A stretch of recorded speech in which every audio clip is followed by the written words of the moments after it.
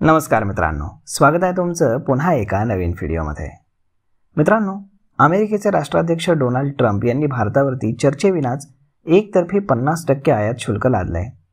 1 August पूर्वी त्यांनी 25% आयात शुल्काची अंमलबजावणी केली आणि त्यानंतर ऑगस्टच्या पहिल्या आठवड्यात त्यांनी पुन्हा एकदा अतिरिक्त 25% कर लादला। भारतापूर्वी ट्रम्प यांनी चीनवर देखील अशाच प्रकारचा अवाजवी कर लादण्याचा प्रयत्न केला होता। ट्रम्प यांच्या धोरणामध्ये आता अमेरिकेतनंच टीका होऊ लागली आहे।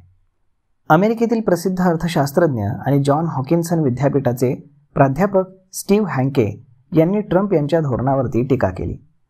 ते म्हणाले की ट्रम्प यांचा टॅरिफ वाढीचा निर्णय हा पूर्णपणे चुकीचा आहे आणि तो दीर्घकाळ टिकणारा नाही। त्यांचे अर्थशास्त्र हे पूर्णपणे गंडलेलं आहे। तसेच व्यापार युद्ध सुरू करून ट्रम्प स्वतःचाच नाश करतायत।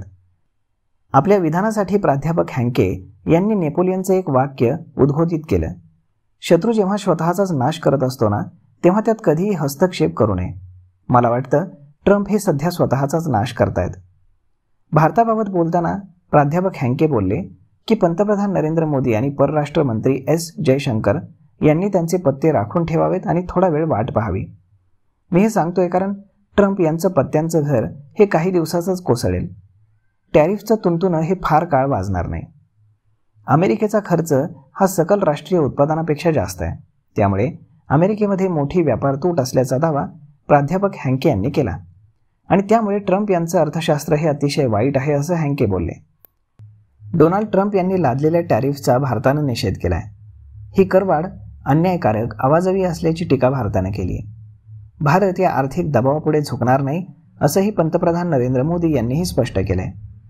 टॅरिफ वाढीचा फटका हा भारताच्या कापड, सागरी वस्तू आणि चमड्याच्या निर्यातीला बसण्याची दाट शक्यता आहे।